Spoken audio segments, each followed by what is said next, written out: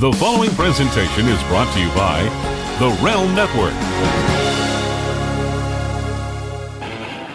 Hello, everybody, and welcome to this edition of Shoot to Thrill. And I'm going to tell you up front, I'm going to explain it to you because I'm always honest. This is a do-over. The person and I, we did this interview before. We had some technical difficulties. I can't tell you how thankful I am that he's come back for us to do it a second time, because this is like a big star. This is a big guy, doesn't need Vince Russo by any stretch of the imagination, doesn't need this interview, is in my opinion, one of the top three performers in the game right now. I'm a huge mark for this guy. And let me tell you, the good thing about the do-over is I think when I was interviewing him, I went back and I looked at the footage and I looked at the body language. And I think, I don't know if he was telling me the truth all the time. I think he might have been working me a little. We established, as you could read on the screen, that my guest, he's afraid of commitment.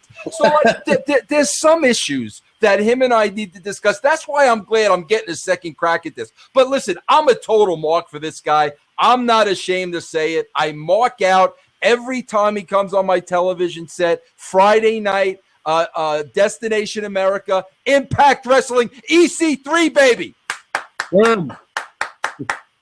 It's so great to be back, and I'm so glad we get a second crack at it too, because now I feel like we're already best friends after our first conversation, which was the first time we talked. So now that we're, best friends, this will be smooth as silk. No doubt about that, EC3. Listen, and there's a couple of things, and I'm glad, because like a couple of things I can skim over, a couple of things I could ask you now. Like we spent a couple of minutes establishing you're a big Cleveland Indian fan, so I'm going to get that out there rather than spend a lot of time on it. Bro, here's what I want to ask you. Yeah. EC3, listen, bro, you're a good-looking guy. Bro, when you're in a suit, bro, you look like $1 million, okay?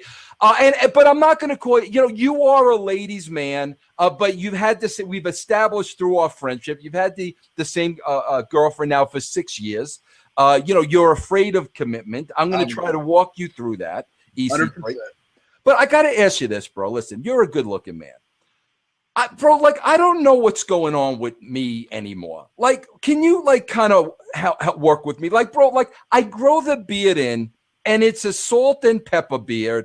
And my wife tells me, I look like an old man because a lot of the beard is gray. She tells me to shave the beard. I don't like shaving the beard. And bro, all of a sudden, Ethan, I wound up with that. Now I'm a goat. I look like a goat. I don't even know what this is. Can you please help me, bro? Yeah, well, first off, let's not discredit yourself, Vince. You are a handsome fellow, straight off the bat, handsome guy. I think a good thing about being a male is that as we age, we become more dignified and we look better. So we age better. We're kind of like wine in that sense. You're a silver fox. But one thing I cannot help you with is the facial hair. I have no chance in any walk of my life to even grow any facial hair. It's just like a patchy, like 3 little spots here and there. So that's a little out of my league, I guess, facial hair. But I think what we're looking at now, you look good. The glasses, you look intelligent. Good. You got a nice shirt on. It's all good. I'm cool. So I'm passable. I'm passable then, in other words. Yeah, 7 out of 10. Hey, Ethan, you know what I'm glad we're doing over this, because we didn't even talk about this before. We didn't even get to promote this before. I was so excited I had you on the first time. But I got to tell you, bro, guess who's coming on after you? Because you told me Brooke. Brooke. First of all, I'm very excited about that. That's why I was asking you about my appearance. I really don't care how you feel about the way I look, but Brooke's coming on next. But bro, listen, I think you'll be all right with Brooke, because when we did TV last, my father was there, EC2, and I don't know, they kind of hit it off a little bit, so maybe the kind of older man thing would be appealing to her. I don't know. Don't tell me I said that. Actually do. See what happens. We'll see. But Ethan, you know what I want to talk about first? Like this interview is going to be all about you. I'm going to put you over till maybe I throw up all over this computer. But I got to ask you this, bro. You do a show with your partner in crime, Robbie E., right? Mm-hmm. Tell me a little bit about the show first. Plug the show. Tell us about the show. Then I want to take 1 second on this Robbie E. Tell me about the show. Go ahead. Yeah. Sorry, it broke off for a second. The Robbie EC3 experience, available on iTunes, is just a hulking pile of crap. You know how we had a little technical difficulties when we talked last, and then you're like, we need to redo this because it doesn't portray us in a good light.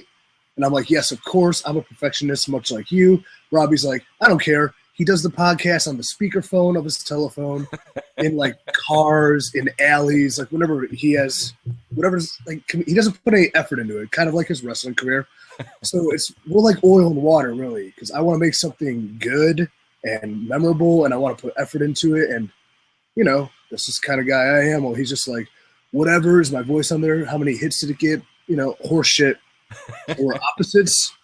But that's like our real life relationship, and these opposites just like, I don't want to use the word frenemy because it's overused, but we're enemies that are cordial, that are friends too. So it's fun in that nature because like our real conversations are the podcast, and people seem to be entertained by them. But we do have a lot to work on to make sure it sounds good, because I listened to it for the first time. We've been doing it for like 4 months. I actually listened to one. I'm like, it sounds terrible. So we got to hone out and flush it out, make it good. Well, you know, first of all, I'm going to put all the heat on him. I think I've not listened to the podcast. I will EC3, but listen, you don't, bro. You don't screw up. Like, bro, there's nothing like I don't think anybody could do to make EC3 look bad. This chucklehead Robbie E on the other side of the coin.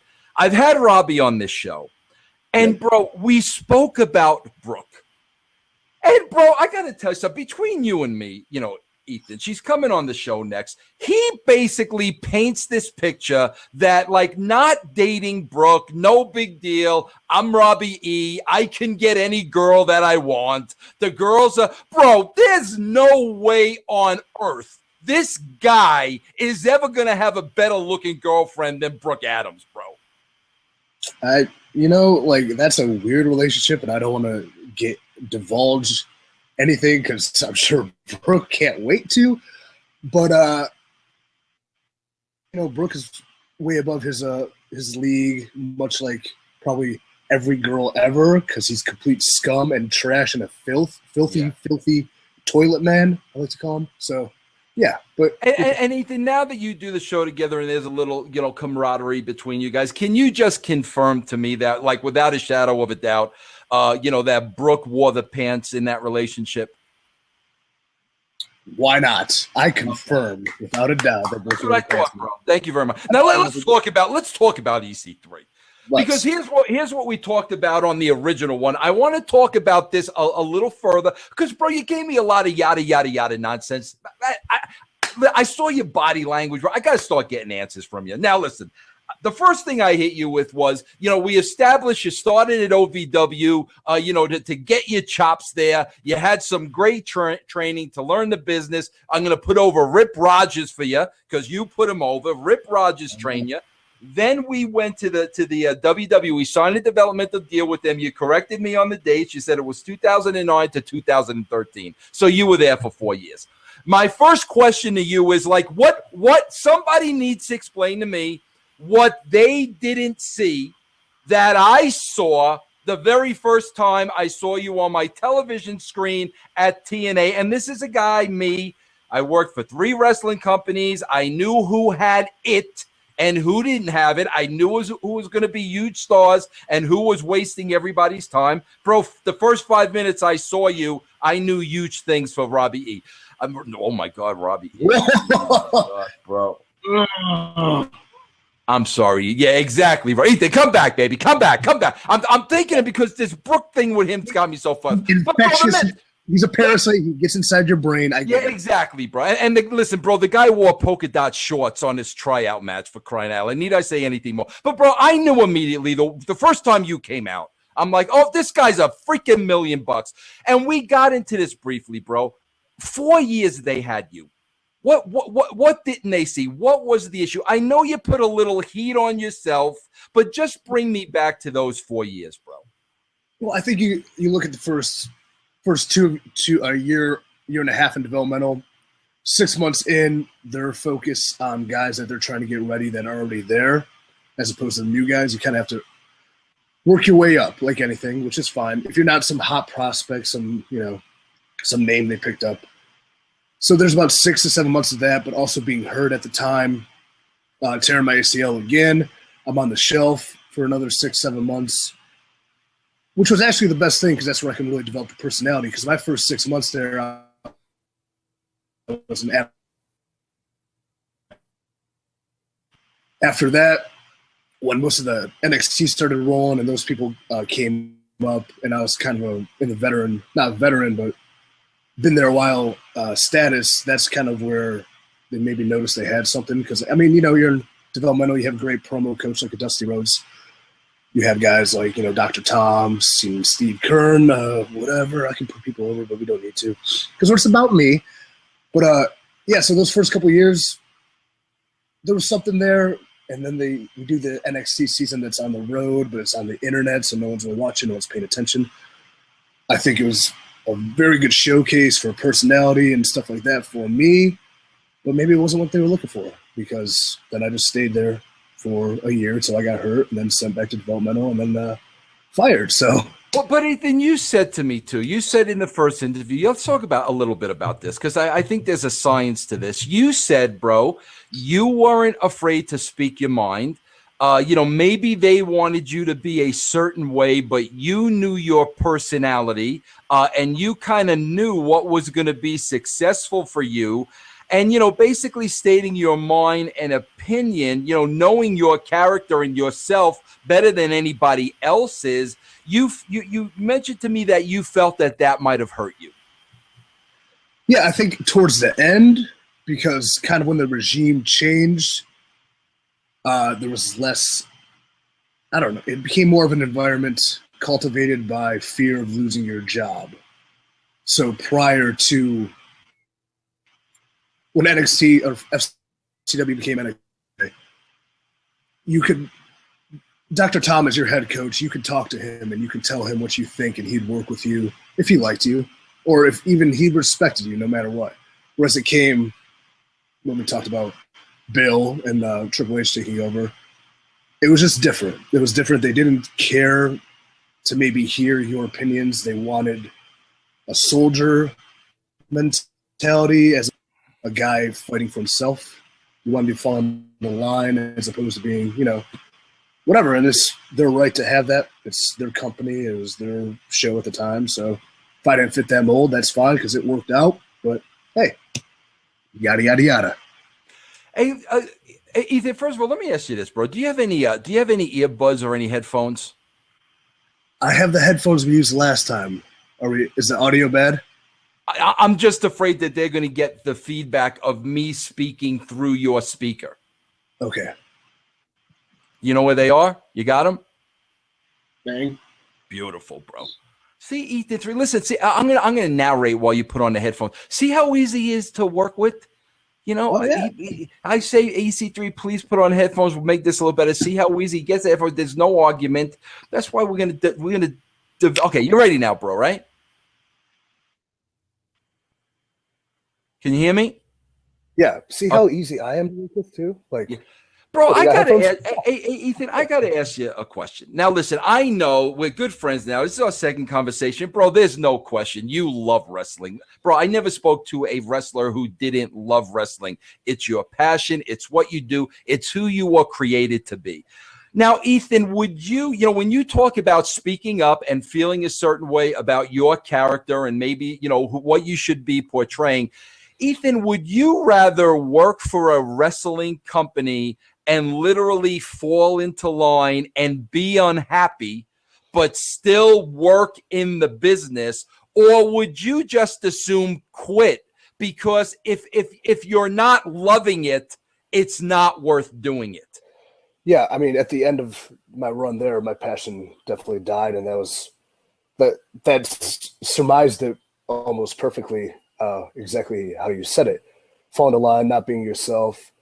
Even if I hung on and stayed there and played it safe and, kept the job, I would have leveled out as mid-card at best, if I'm lucky. So yeah, I would have rather there and blessing in disguise. Obviously, I mean, you put a lot of heart, a lot of passion. You want to be a company man. You kill yourself for 4.5 years. You do everything possible, only to get kicked in the ass on the way out. Whatever. That made me who I am even more so, and then that made me, with this opportunity with TNA, kind of really ready to not only succeed because this is what I want, but now that angst and that anger and that ability to shove it down their throat any chance you get is a driving force that'll never leave me, no matter what. So I remember this tweet from Triple H once that he said, it was a quote, and it was, the best success or the best revenge is success, end quote. Somebody. And I'm like, I favorite that, screen cap it, because that I can look at that and be like, you're absolutely right. So now, bro, why would you keep that tweet from me in our first interview, bro? So this is what I mean. This is what I mean about you, bro. Like, what, we got to do this over for me to get the Triple H tweet, bro.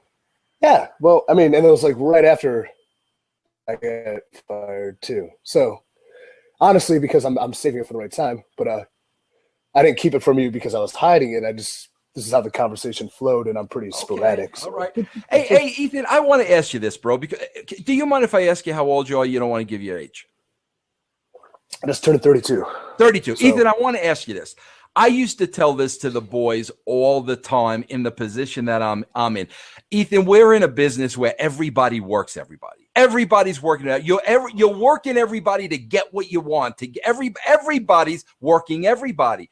And Ethan, I used to try to explain this to the boys that, when it came to creative and one of the boys would come up to me, bro, it's all about presentation.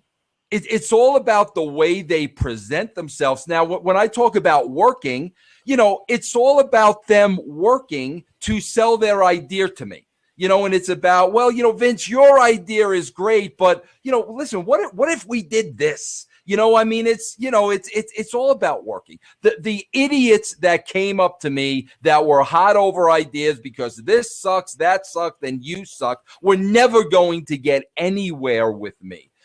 Were you a little bit that way when you were at NXT and basically stating your opinion and giving creative input? And did you learn the hard way that now when you went to TNA, that approach and presentation was everything?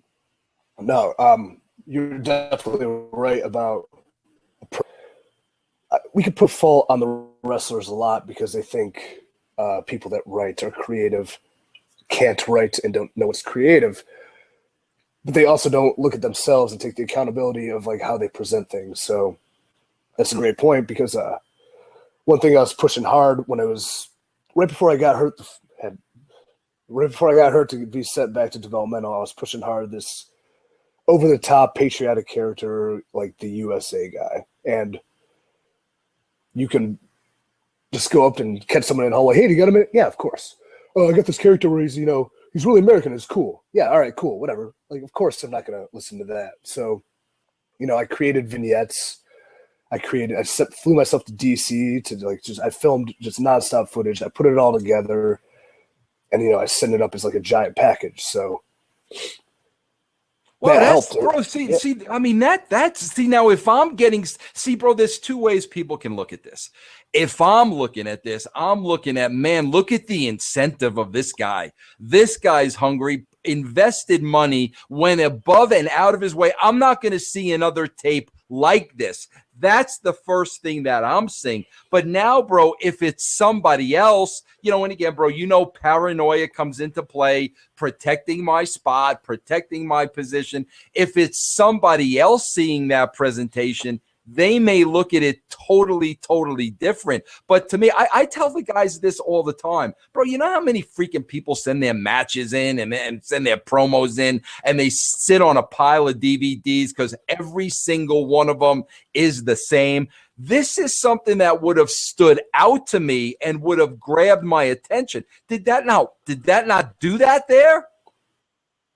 No, it was the first time, out of all the stuff we talked about, that there was a semblance of, okay, we get this kid, maybe, be. And granted, in the creative process, there's, sometimes the head doesn't know what the body's doing, and the sure as hell doesn't know what the foot's doing. So there's a lot of different animals we're working with here, but that got me somewhere, got me noticed to almost where the fact we were going to do it on television. Unfortunately, again, I got hurt, so I'm my own worst enemy in that respect. But still look him up if you YouTube USA guy, WWE. Some of my finest work there. But again, what's kind of sucked about there that I noticed is that I put all this work in, and some people helped me out with it to get it somewhere. But who's going to take success for this idea because they didn't create it, And that's a tough thing with the structure of everything they fucking do up there. So like, whose credit is it? Ethan, can I ask you this, bro? Honestly, because you're a smart guy. I mean, there's no question about that. What you just said is dead on 1,000%, bro. Like, in your own opinion and in your mind, like, what's the train of thought behind that? Because I got to tell you, bro, as a guy that was head of creative at 3 different places, if a guy came to me with a great freaking idea, bro, go knock it out of the park. It made my job easier. So that's why I welcomed it and I loved it. When you get that type of response, and I know you're dead on, bro. I know it. I've seen it. What do you think that the train of thought is on the other person's behalf? I think it's. I have it. I'm just thinking about it. It's kind of not following. If I'm in charge or the head, so to speak, if this great idea is coming to me, but my train of thought is completely elsewhere, this great idea isn't as great, or it's a great idea that could be in the back pocket, or it's not my idea, so I'm not really concerned about it. If I need it, now I know I have it. If I don't need it, you can wait because this is more important right now. And I think that's a lot of the stuff that especially happened when we were on the NXT Never-Ending Season. We did a lot of great, weird little things and built an audience that continued to grow constantly. Before NXT was cool, mind you. Build an audience, never anybody to take that credit to show them, show it off and be like, this is my baby. This is why it's good. If any of that made sense. I was kind of it did make sense. Ethan, I want to ask you this question, bro, because I watch NXT and bro, when I see the percentage of in-ring work versus character development, bro, I'm seeing, I'm going to be nice to them. I'm seeing 80%, 20%, 80% in-ring work, flip-flop and flying, as Dusty would say, 20% really character development. That's what I'm seeing. Do you feel that the system was the same way when you were there? Did they try to have a balance? And my question is, if it was more heavily geared towards ring work and you're really more heavily slated towards character, even though you're a heck of a worker, what was the system difficult for you to work within? Yeah, I think because it changed a lot, like kind of how you mentioned, but also see, when you do the sigh like that, see, now I think here's what's going on when you do the sigh. I'm not lying. I'm trying to put my thoughts together. Nah, listen. By the way, you never told me about USA Guy in the first interview. Again, withheld information. Now I'm seeing the sigh, and the sigh to me is, because I remember, bro, I'm the Oprah of podcasting. The sigh to me is, I really want to say something, but I gotta think of a PC way to say it. That's the side of me. It's not PC as much as like I don't want to be the kind of talent that passes blame to anybody. No, bro, listen, Ethan, this isn't about blame. I'm asking you your opinion. Shoot, brother. Yeah, well, yeah. I'm asking you your opinion. You see, honestly. Sorry, I just swallowed something gross. You get nervous, bro. You now the line of question. Now you're going to say, I got to go get a drink. I got to go to the bed. Go ahead, bro. It did change a lot. Like you see now, wasn't as honed and as defined as it was even when I was still there when they made the switch. So I think at the end of the day, the NXT we were doing on the road was a complete placeholder for, and no matter what we did on that, didn't matter because it was just there to fill the time and fill the obligations of we need to put this on for an international market, and there was no care, no thought. They took all of our storylines away, so we had to make it a straight wrestling show for the last month. We had great storylines. It was all character. All the whole shit we were doing, it was like its own little bizarro world, its own little world within itself where I'm dating Maxine, we're getting married, Johnny Curtis swings in, we're breaking up, we're getting back together, Caitlin's my new best friend. Like, just weird, kind of off-brand entertainment and storylines, but cool and different from what you see. Whatever, none of it mattered. They threw it all away. This thing's coming. This is what we're doing. Cool. Where do we fit in? You kind of don't. Okay. You know. Well, Ethan, I'm glad you told me that because, bro, honestly, I didn't watch NXT when you were on it. And now it's fascinating to me that it was once that way. And for whatever reason, now they went to this, the wrestling. And again, bro, I think part of that is, and this is just my opinion, bro, somewhere along the line, WWE started listening to the internet wrestling community, which has the louder voice, but they're a smaller percentage compared to the masses and the casual audience. The casual audience tunes in to see characters. A very small percentage, only the diehard wrestling fan tunes in to watch 5-star wrestling matches. And, that's why that's interesting to me. If they were doing it, but they went away from that. I want to talk a little about you. You brought her up. You brought up Maxine. Maxine is Katrina now at Lucha Underground, correct? Correct. And while I was there, Ethan, I mean, not to toot my own horn, but she did give me the lick of death. I did get the lick of death by this Katrina. Now, here we're going to get into another touchy subject here, and I know you don't like to talk about this, but I did the math because the first thing I'm thinking of, bro, is when I met Katrina, bro, hey, Ethan, can we get a little personal here? And I know you got a girl. I know you got a Ethan. I know you got a girlfriend for 6 years, but I got to tell you this.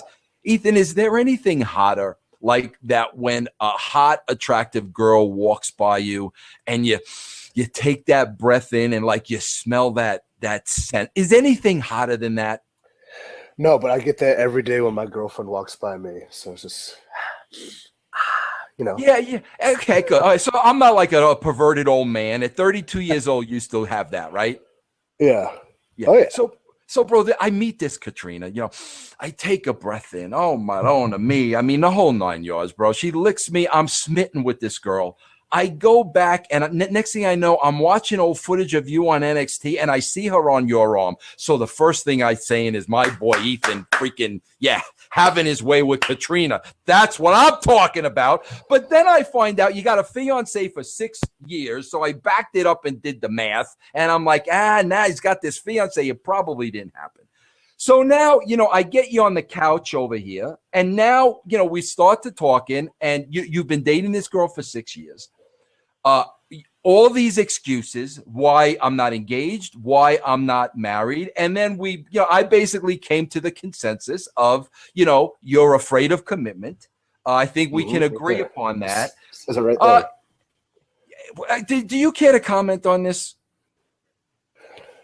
Well, I guess implying how life on the road could be hard for a guy in a committed relationship. And then especially when temptation is on his arm at all times, how does he handle that?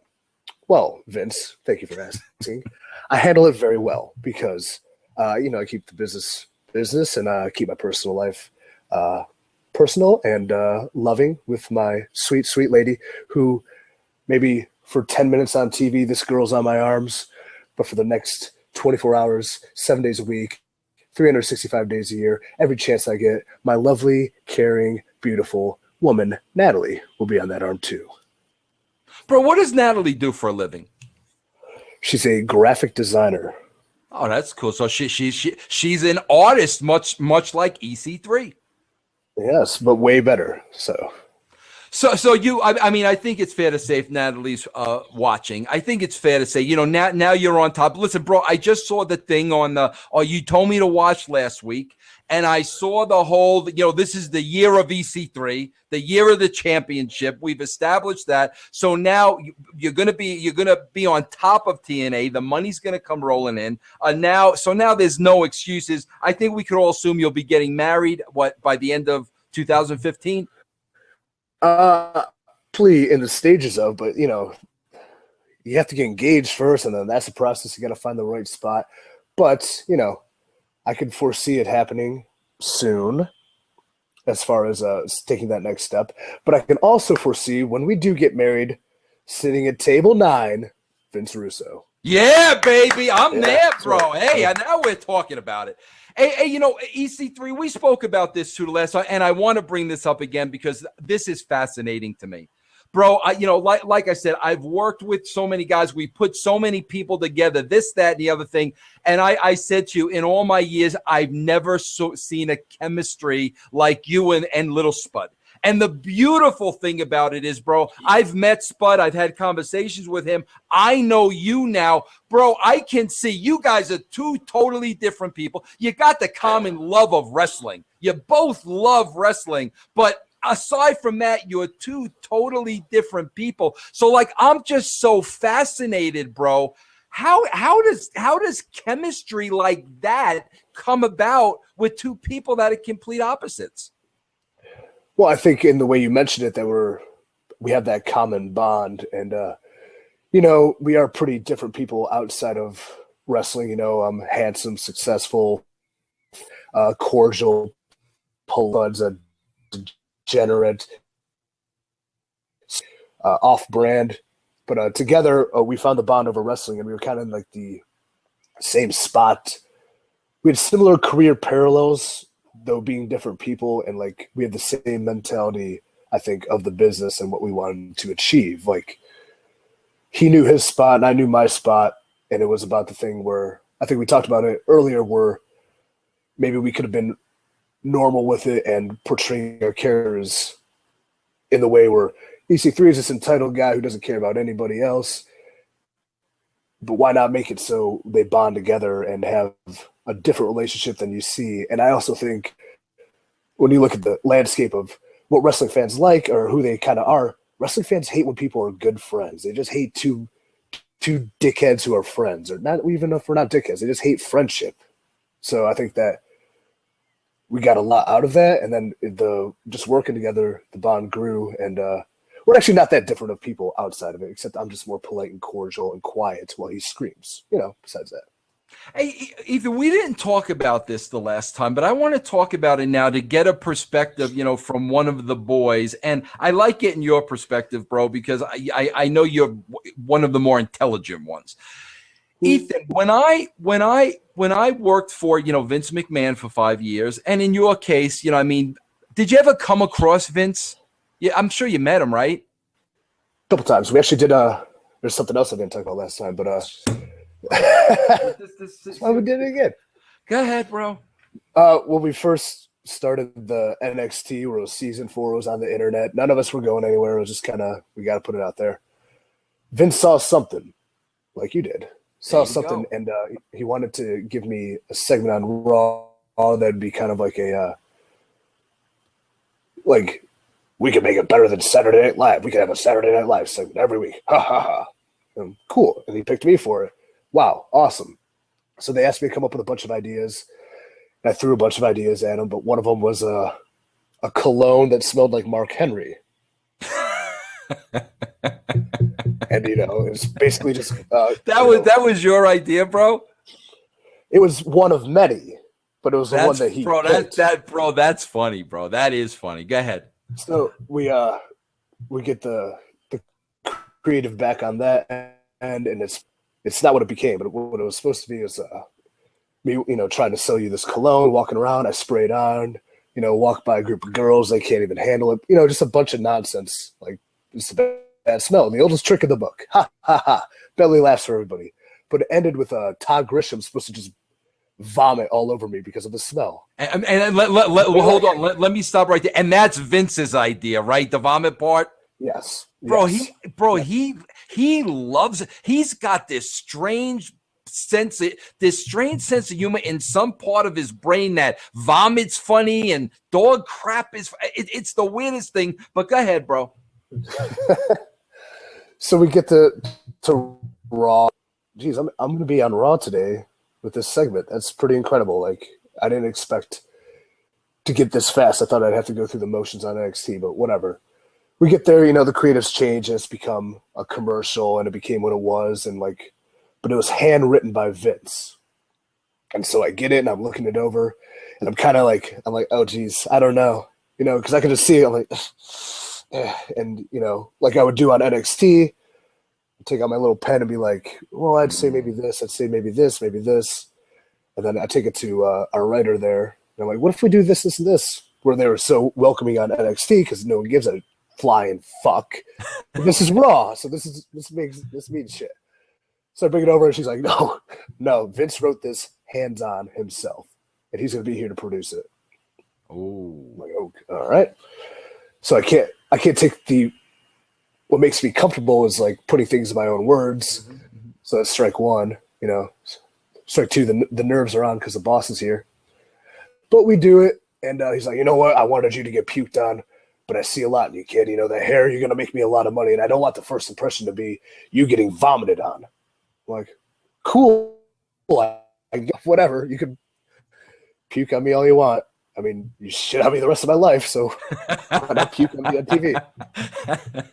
But, so we do the thing, and I guess in Gorilla, Vince just was like loving it. He loved it. He thought it was great, but everybody else was like, oh, fuck. And I watched it in front of a live crowd. It was so weird. It was so bizarre. It came out of nowhere. It didn't fit anything. But like, one of the guys we were on next to was like, you're about to be on Raw. Are you excited? No. And then it aired to the live audience, and I'm sitting in the live audience, and I watch it, and I could just feel the building. It's just like, what? And then we never did it again. So that was that. Bro, bro. Vince has that like sense of, bro. I just had the writer on the show, Tommy Blacha, and he actually replaced me when I left, bro. Bro, do you remember the Mae Young hand incident with Mark Henry? How could I forget it? It inspired me to get in this business. Yeah, well, bro, like Tommy walked me through it. Like, bro, that was all Vince. And it's like, it boggles my mind, like some of the ideas, like, but anyway, bro, here was my, thanks for sharing that story, by the way. Here's my original question, bro. I worked for Vince too, for 5 years, bro. Then I went to work for Dixie Carter. I worked for Dixie for 10 years. Bro, it took me a while to understand a female has a completely different mindset, and women think a certain way and do things a certain way and want to see things a certain way. And it really took me a while to understand just a woman's way of thinking. And bro, listen, that's not a sexist remark. I'm not saying she thought any less than a man. I'm not saying that at all. It was a different train of thought, than I was used to in working with males.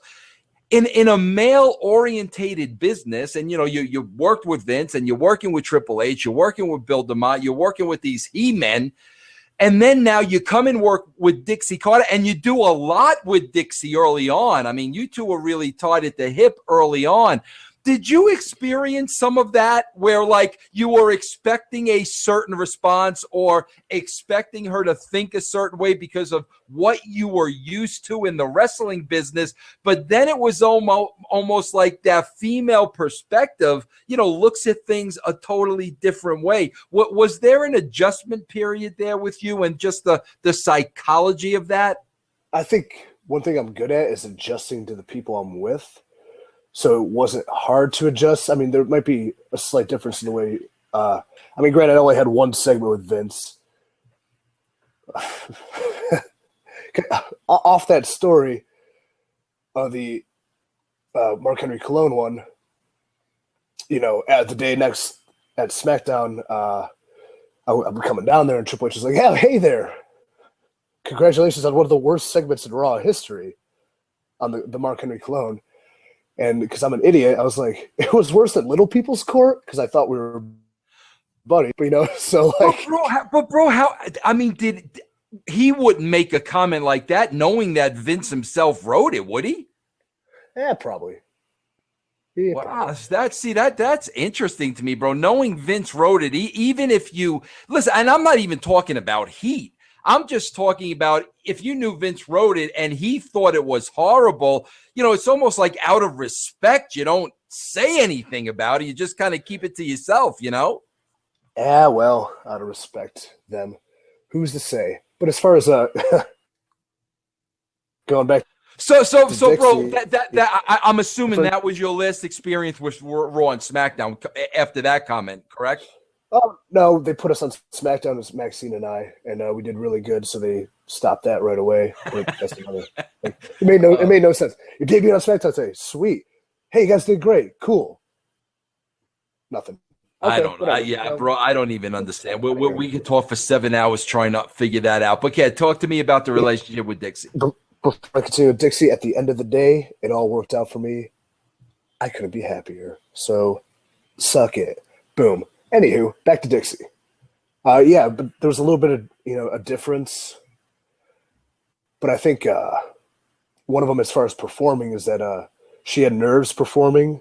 And that's where we spent most of our time, was working on doing our promos together, her promo, yada, yada, yada. But like that together, as far as from the business aspect, I think they're both, Vince and Dixie are very same, because maybe they have different views on what they want, but they both know what they want, and they both will focus on what they want.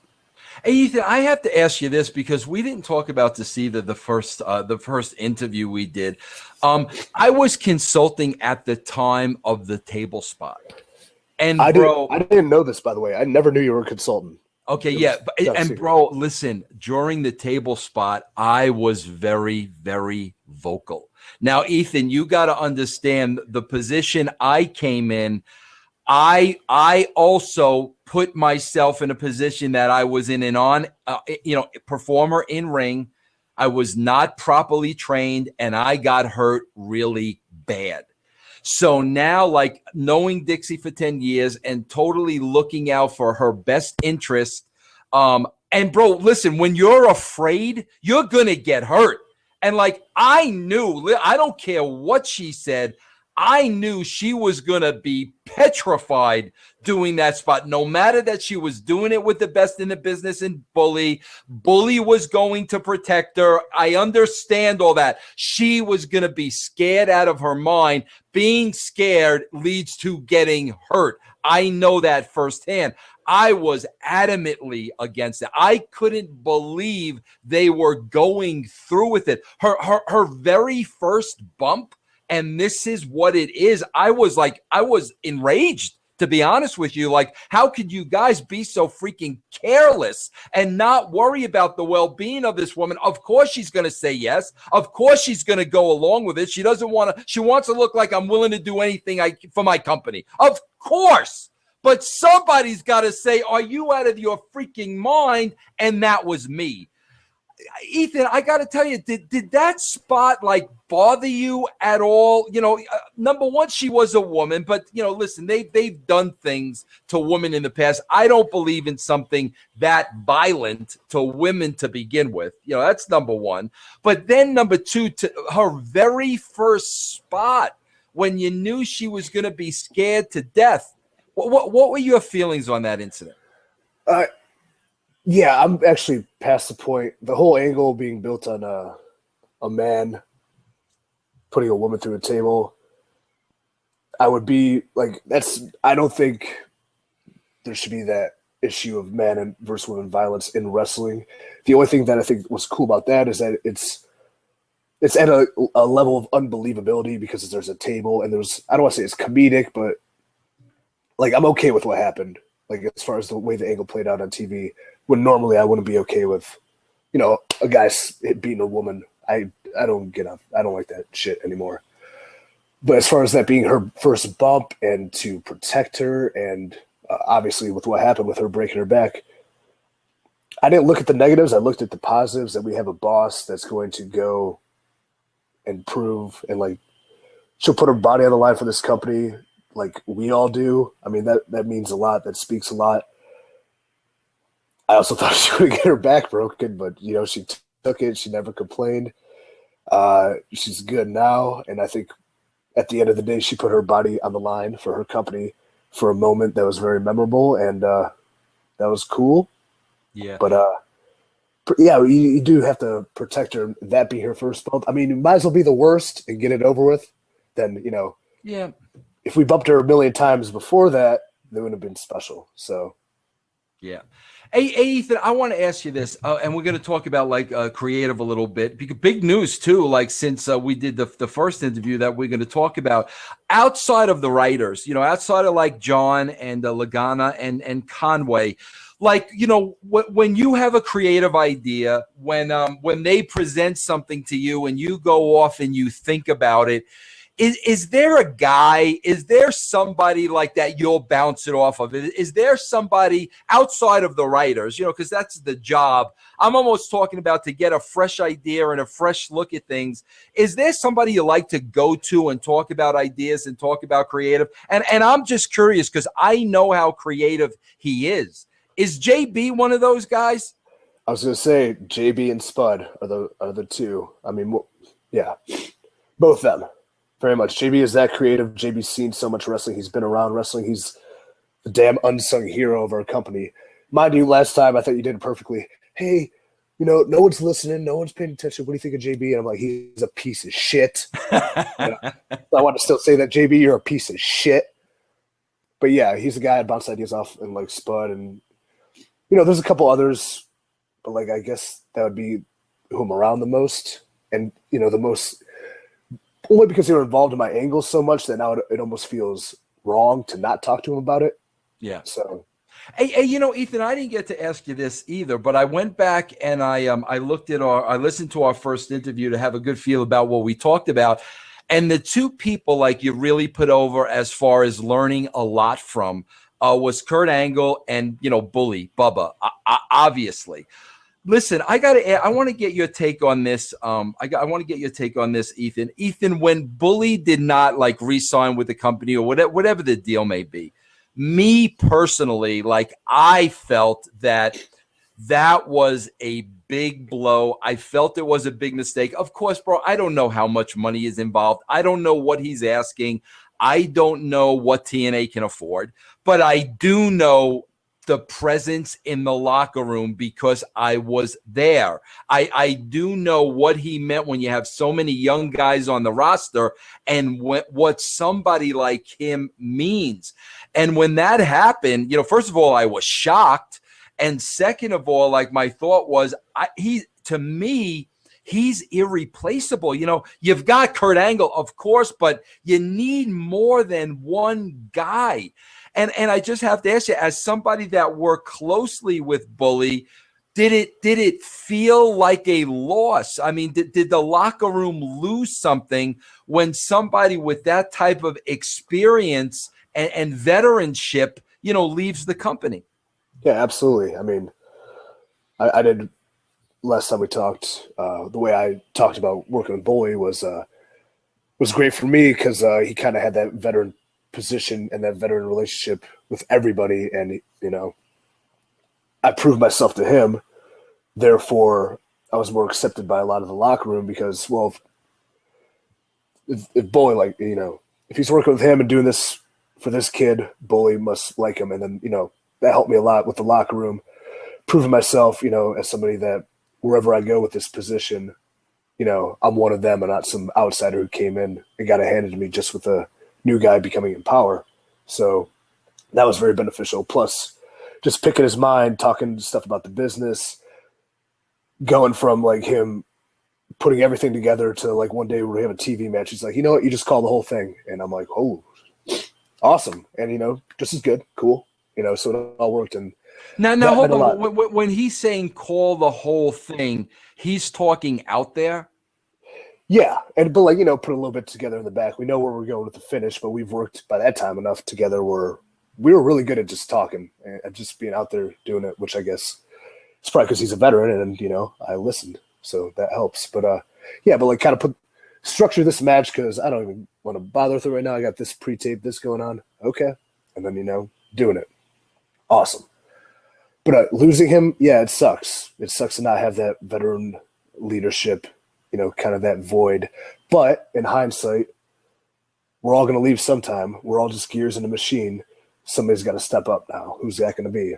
You know? Well, that's exactly what it is too, bro, especially somebody as intelligent as you. And, bro, even at 32 years old, there's a lot of younger guys on the roster than you. So the beautiful thing is somebody like you, bro, can take what Bubba passed along to you and now pass it along to those guys.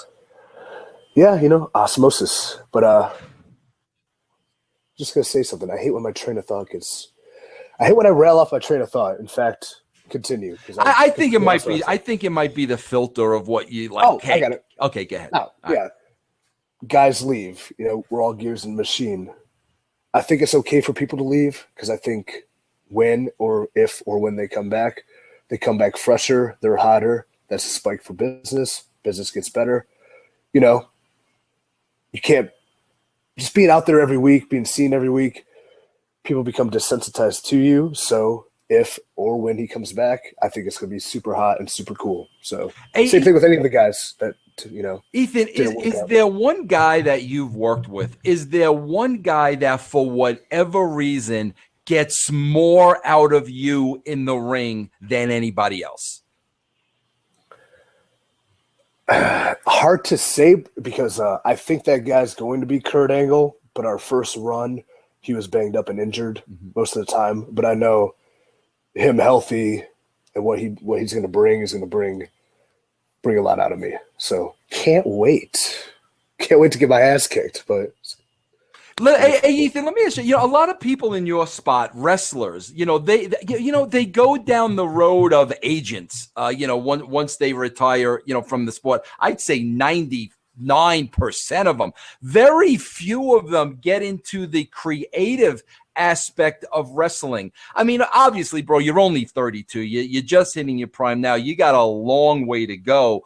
But once you're at the end of the career, do you think you might be one of those guys that, you know what? Yeah, I know how to work it. I know how to lay out a match, and I'm a wrestler. I know how to work a match, but I think I would bring more to the company on a creative level. And if that were the case, are you kind of preparing yourself now for that? Yes. Yeah. I mean, that's something I'm looking for maybe in the future. I mean, right now I'm finally getting the success in ring that will at least provide people a body of work I've done to respect, and hopefully, you know, that works out. But like after all this time, after all the languish, aches, pains, knee surgeries, horse shit, fucking buried, pissed on, kicked out, brought back to life, knew I could do it the whole time. Like, you know, 32 now. Geez, it's not old, but where'd that come from? Now to finally have success, to hopefully have that good, you know, 6-8 year run, retire while I'm still can do it, so I'm not, you know, broken down. That's exactly what I want to do, and you know, hopefully, I have that opportunity. Yeah. Well, you know, it's about learning from people like yourselves or anybody that's doing it. How do I learn that? Because writing a wrestling show is not easy. Structuring it. Like, there's so much that goes into that I would have no idea. Ethan, yeah, I got to tell you this, and man, I know you're intelligent, and I know you know this, and I know you're gonna go towards those that are fountains of knowledge, bro. The news yesterday of Billy Corgan. Okay, I got to tell. I'm going to give you a little backstory here, Ethan, just so you know. My kids are huge Smashing Pumpkin fans. You know, both of them. They're 28 and 25 now, but I mean, they've been Smashing Pumpkin fans for a long time. Ethan, I don't listen, bro. I don't listen to what a simpleton I am. Okay, I'm not a Smashing Pumpkin fan, and you know why, Ethan? I don't like when people play the music loud and then try to sing over the loud music. You know what I'm talking about, Ethan? Yeah, just kind of like what we talked about when we first started. We're like, I got gray hair. I'm an old man now. Yeah, you know, you got old man ears too. Yeah, I don't, man. But I don't. There's too much for me going on. When the singer sings, the guitar's got to quiet down a little bit. Too much. Yeah. But my kids love it, bro. Absolutely love it. Let me tell you something about this Billy Corgan character. So now, bro, we were living in Atlanta at the time. JB was living in Atlanta at the time. JB, JB has friends. Who knows who JB knows? JB may have a hotline to President Obama for all I know. Oh. Yeah, Brian, do you think it's because people feel sorry for him, like because he looks like a little orphan Cabbage Patch Kid? What do you think it is? They're probably like, is that the real life Kermit the Frog? I gotta meet this guy. I gotta get eyes on him. But bro, the people that he rubs elbows with, like, it just cracks me up. Corgan was one of those guys, right? So, bro, he was playing in Atlanta. And JB said, listen, Billy's, big wrestling fan, obviously, big fan of yours. And I was like, bro, are you freaking kidding me? My kids would flip out. So, bro, we go to the show in Atlanta. Bro, Corgan brings us in his hotel room, and he's talking to my kids, bro, for like 90 minutes. Oh. Then I gotta ask you something. Have you ever been in the presence of somebody when you're having a conversation with them, bro?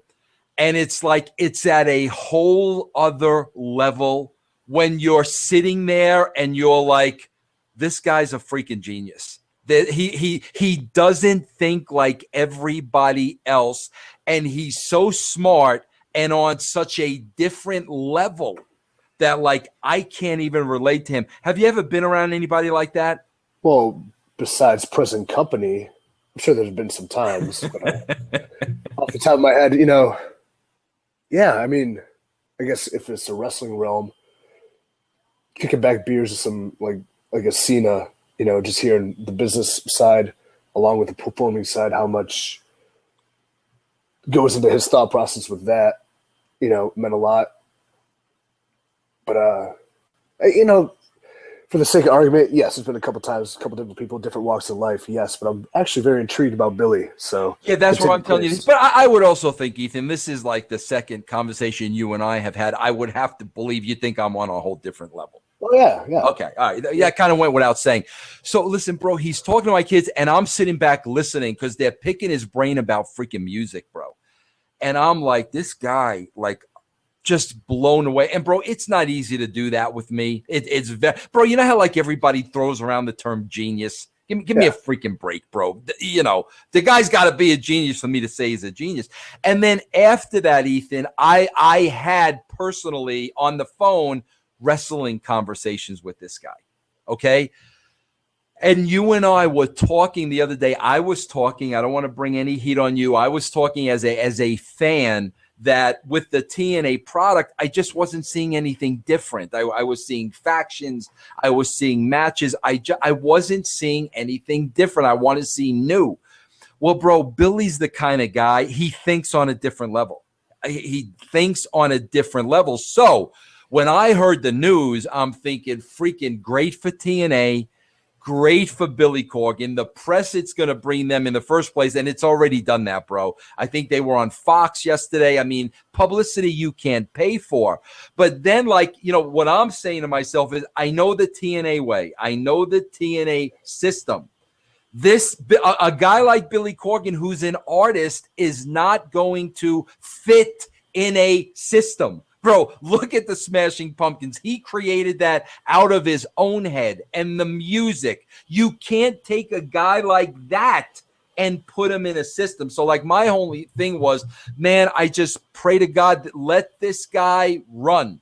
Put confidence in this guy. Look at what he's done before in music. Don't second guess him. Let the guy run. Because I'm telling you, bro, with this type of mentality, he's not one of those guys that has been in the wrestling business for 30 years. Bro, he could bring a totally new approach to the business. Yeah, I'm really excited to meeting him just so I could be like, he'd be like, Billy Corgan, Smashing Pumpkins. And I'd be like, Ethan Carter, smiling politely. But Yeah, and bro, here's the thing about Billy. He makes no bones about being a wrestling mark. No bones whatsoever. Like, bro, when he meets you, I mean, he's going to be as excited about meeting you as you are about meeting him. He's just really a down to earth guy, you know? Yeah, and with the way you speak so highly of his brain being a genius, I'm excited to see what he can bring because I think one thing we need in TNA is someone that can bring characters out of like the talent sometimes. Not me. No, just kidding. But like I can always be better. Everyone can be better. But I think we need that more.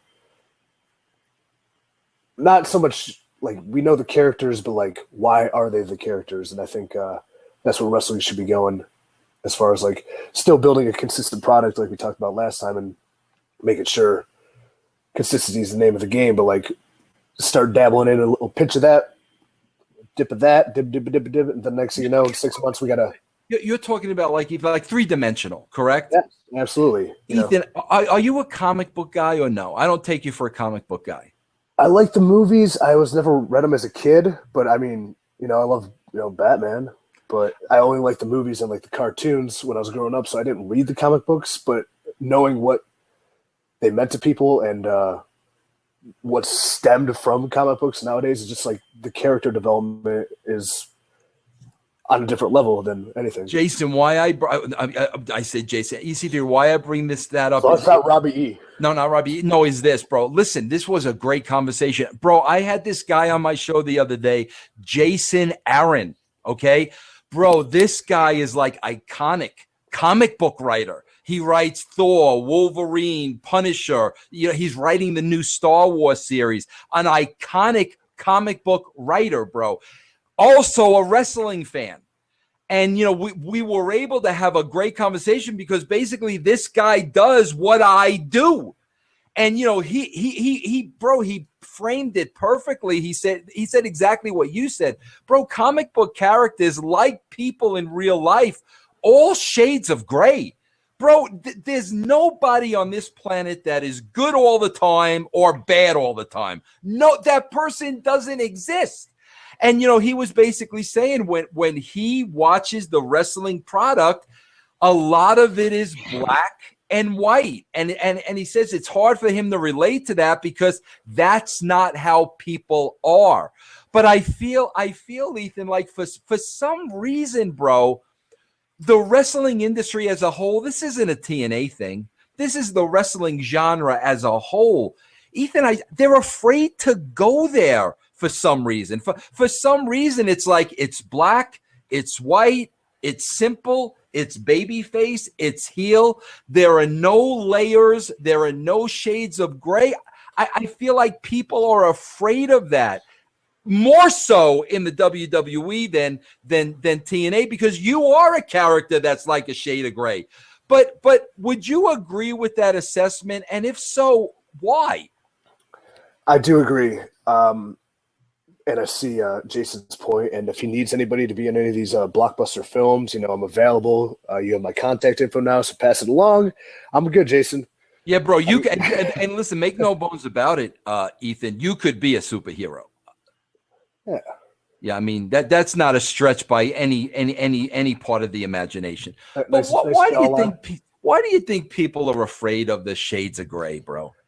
I think there's a lot of what's worked in the past kind of mentality, but I think wrestling is different than going to be a comic book, or it's going to be different than a movie, in the sense that at the end of the day, it's still like a live audience, and we need people to invest in the guys we want them to like and the guys we want them to dislike. But there's also, I don't think, any reason why a character can't be a shade of gray. Like, I don't want to say EC3 is black. Like, he's a piece of shit. He's scum. He's horrible. But like, at the end of the day, if he's hearing people cheering for him, he's not gonna be like, shut up, you don't deserve to cheer for me. He's gonna be like, you're damn right, because in his mind, everyone should be cheering for him. So that's kind of shade of gray I'm trying to apply to that. But I think wrestling. But you know what, Ethan? There are shades of gray to your character that I don't even think you see, and I don't even think you realize. And those shades of gray come across. Whereas when I watch you, bro, and especially when you do the interaction with the audience. Okay, bro, I can clearly see, yeah, this guy is a bad guy. He's a prick. He's an a-hole. He's all those things, but he also gets off on entertaining the people. You see what I'm saying? You come off as like an entertainer. To me, that's a shade of gray, because the people, they hate you, you're a heel, but they appreciate the fact this guy's really trying to entertain us. Good. So make sure they watch every Friday, 9 Eastern on Destination America, and come to any show we're at live. But yeah, and then I think to be ultimately white, like the white meat babyface, is probably the hardest thing for someone to be, because it's so innocent and pure, and that's not our audience either. So definite shades of gray. I would just like to see if we're incorporating these with the talents, like baby faces, even with shades of gray, remain to have the more integrity, while shades of gray bad guys still aren't as good as our baby faces and need to do nefarious things to get advantages. But that's all I'd like to see. That's the one thing I just don't want wrestling to get away, because it's good versus evil is the story at the end of the day. Yeah. But does it have to be Superman versus Lex Luthor? It could be the accountant. Like, I don't. Terrible. Bro, what you're saying is this: the fundamentals are never going to change, but you got to evolve the fundamentals. I mean, you build the house the same way, but bro, they built the house one way in 1970. They build the house a different way 2015, but the foundation is the same. Absolutely. Oh, that's why you're a writer. Bro, do you want to feel free to quote any of that at any time? Because you quoted Triple H's line after the guy kicked you to the curb and everything else. I'm sitting here putting you over the nauseum. Feel free to quote me, bro. Oh, you'll be quoted. Thank you. In fact, if you want to do a little 15-second interview endorsing EC3 for champ. That's exactly where I'm going, because we are, we got to wrap it, bro. I got Brooke next. I got to go put on cologne. I got to go put on, the whole underarm. I got to do the Banaka gimmick, the whole thing. So, like, I need a couple minutes to freshen up. But I want to ask you this, bro. The EC3, what's the official campaign now? Well, it was hashtag EC3 2015. Now it is hashtag EC3 for champ. And I actually just, like, if you saw the segment Friday, to get your opinion on it, if you liked it, if you thought it was, the political thing. No, but yeah, bro, listen, I know you well enough now. You're not going to do anything bad, bro. Quote me on this too. Bro, you're a guy, you're one of those guys. I'm going to make chicken salad out of chicken shit 1,000,000% of the time. So nothing's ever going to be bad. So it was good. I enjoyed it. I don't like, see, you just told me right there as a writer, the idea of we changed it from 2015 to what's the new one? EC3 for champ. Yeah, I got an issue with that, because now that tells me, bro, okay, so they're not going to put the title on 2015, which I think is crazy, because if it were me, the title goes on you tomorrow, but it's not me. But EC3, I got to ask you this about this campaign. Obviously, you're going to be the champ now. You deserve to be the champ. The writing was on the wall. I always used to told you, Dixie used to always ask me, who's the next Cena? I never had an answer for her. Now I would say, without a shadow of a doubt, EC3. Bro, I know you're give me more. You had conversations with Cena, a relationship with Cena. You've been around guys like Kurt Angle and people like this. Bro, when that time comes, EC3, and they give you more, and we strap TNA onto EC3's back, are you sure, bro, now when you've gotten everything you've ever asked for, how do you know, bro, like, okay, here it is. How do you know you're not going to feel that added pressure? I'm ready. I know I'm ready now. 6 months ago, no. A year ago, definitely not. 2 years ago, no way. Right now, I'm ready. I couldn't be more ready. Ethan, what would have happened in the last 6 months that made you more ready now than you were 6 months ago? I think tearing my bicep and still finding a way to keep myself relevant on TV, going and doing that match with Spud in London.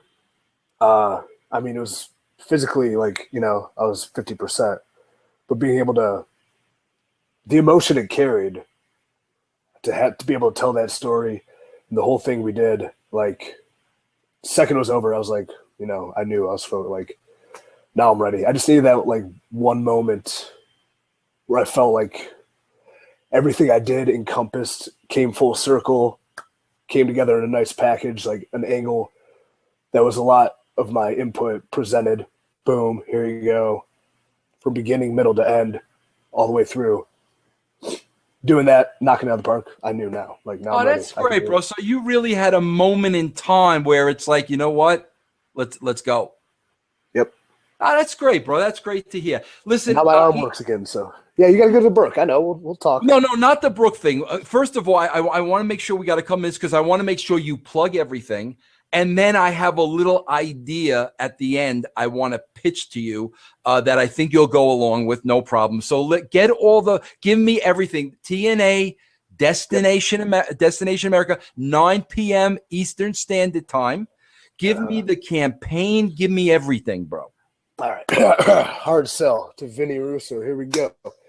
Hashtag EC3 for champ. Follow that on TNA Impact, 9 Eastern, every Friday night on Destination America. It's a network. Look it up. You can find it. Besides that, follow me on Twitter at Ethan Carter TNA, on Instagram, Grom, at The Real EC3. Besides that, you can listen to the Robbie EC3 Experience. I don't know why you'd want to. It's a big pile of crap. We do it once every 2 weeks, about half an hour. I'm probably going to try to have our season finale soon until we get our shit together so it's actually good. But till then, look that up on iTunes, Robbie EC3 Experience. I want to get pitched. Okay, Ethan, the lovely and beautiful Natalie. Okay, yes. Listen, I'm being honest with you. I don't know Natalie. I've never met Natalie. I can only imagine what kind of a woman EC3 gets. With that being said, do you and the lovely Natalie, do you reside together? Yes. Okay, so now here's what I'm getting at. You reside together, bro. You've been going out for 6 months. Okay, so bro, it's listen. You might as well be married. Would you agree to that? We might as well be married. Okay, now good. We're on the same page now. So, bro, like basically the engagement and the marriage and stuff, like that's kind of going through the motions because for all intents and purposes, we're married anyway. Yeah, you can say that. All right, bro, when you grow the cojones, when you get yourself a set of cojones, right? I want to do the engagement live on the show, bro. I want you to have the cell phone, bro. You got the cell phone. You tell me what you're doing. We're talking this and that, bro. You got the phone. You're showing the ring. You drop to the knee. I want to do it. I want to break ground here with my good friend EC3. Can we do that live on the phone, bro? Yeah, I can't commit to a yes or no answer yet, but I can tell you what. I'll put it up here in the bank. Yeah, bro, because like I said, listen, it's 6 years. You're living together. I mean, it's like we all know it's going to happen. No big deal, bro. You got to throw me a bone on this thing, man. Well, I like to throw my bone. You know that, Vinny Roo. We'll see. We'll see. Let me talk to the old man first to get his well, at least give me this. You got to give me some kind of an exclusive. At least maybe the next time you come on the show. Exclusive. Does the lovely Natalie, does she have a cameo in the interview maybe? I could see that. That's, you know what? Definitely. Okay, I could take that. Right. Hey, listen, bro, I want you to know, and I mean this, Ethan. I mean, I still watch a lot of wrestling. It's my job with podcasting. Bro, there's nobody I'm excited about. There's nobody that jumps out on me. I'm talking about like on a mainstream level. Like, bro, I love Spud. I mean, there are characters I enjoy. But, bro, nobody like jumps off the page of me as being like carrying on the tradition of wrestling. You're that guy. And I mean that, bro, from the bottom of my heart. I regret that we didn't work together. I wish that I could have worked with a piece of talent like you that just gets it and understands. And, bro, I'm telling you, man, I know, John and Matt and Dave, when the time is right, I understand all that. But if done the right way, it's going to be a rocket ship, bro. And it's something that, bro, you know the history of wrestling. You know the Bruno Sammartinos, you know the Hulk Hogans, you know how long they represented their companies. TNA has never had that in a guy. You are the guy, bro. And I am looking forward to that for both you and both TNA. And, when that happens, bro, I'm going to be your biggest fan watching the show every week. I'll make sure to send you a T-shirt then. No, but I appreciate all those kind words. It's such a vast change of what happened in my career to get to this point. But what you said means a lot to me. I appreciate that. Thank you very much. I'd like to apologize to the fans because I was sniffling half the time because I'm kind of sick. But sorry about that. But thank you very much, bro, because I had an awesome time. So. Okay, well, Ethan, don't go away because I want to wrap up, and then I just want to come back and personally say goodbye to you. But everybody, there you have it, straight from Ethan. I think, I think there was an 80% commitment of him getting engaged on the show. I mean, that's what I saw anyway. Well, we'll discuss that in another time. I'm looking forward to see the lovely Natalie make an appearance on this show. But listen, I love this guy. Watch him. Destination America, TNA, Friday nights. Billy Corgan there, bro. Who knows what's going to happen now? I'm really excited about this direction with TNA. And as always, I'll be here next week, back with Shoot to Thrill. Same bat time, same bat channel. Thank you, everybody else, for joining in. Thank you so much, Ethan, and we'll see you Friday night, Destination America. Goodbye, everybody. The preceding presentation was brought to you by the Realm Network.